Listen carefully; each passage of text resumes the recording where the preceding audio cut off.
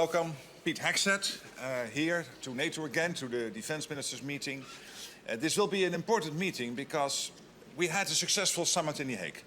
And there is now much more cash on the table. There is firepower coming out of our defense industry, which is so important. And we are doing everything collectively to keep Ukraine strong.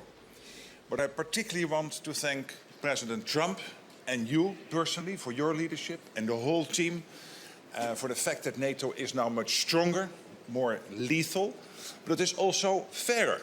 Because we know that since President Eisenhower, there was this constant irritant that, yes, NATO was there, the US was committed, but also had a clear expectation that EU allies and Canada would step up. And we took that historic decision in The Hague, thanks to your leadership, equalizing defense spending on this side of the pond and in Canada with what the US is spending. And I think that's extremely important. And I also want to thank President Trump and you personally again, and of course the whole American leadership team for the fact that when it comes to Ukraine, you decided to again make sure that they have what they need from the US, paid for by allies, and that program is now running.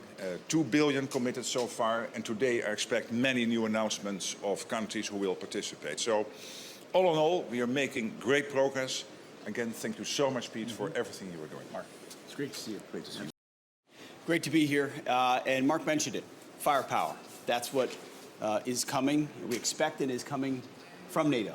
And it was a historic summit just a couple of months ago, brought about by leadership of President Trump to say we need our allies to step up. And they did, and they have in those commitments.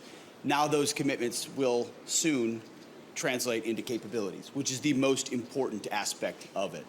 And one part of that, of course, is Pearl, is the initiative where European countries buy U.S. weapons, transfer to NATO for the fight in Ukraine to bring peace to that conflict. And if there's anything we've learned under President Trump, is the active application of peace through strength. Yes. You get peace when you are strong, not when you use strong words or wag your finger. You get it when you have strong and real capabilities that adversaries respect. And I believe that's what NATO is doing. I believe that's what the Pearl Initiative is. So our expectation today is that more countries donate even more, that they purchase even more to provide for Ukraine to bring that conflict to a peaceful conclusion. I would also note a historic moment as well for a lot of things to happen, given what the president's been able to do in Gaza and throughout the Middle East. I think the world is seeing that we have a peace president who seeks that peace through standing by those that stand with the United States and stand for peace, which is what we saw there, and I hope we can see in Ukraine. So that's the focus of our efforts. We're going to be strong to bring that about, and thanks for having us. Great.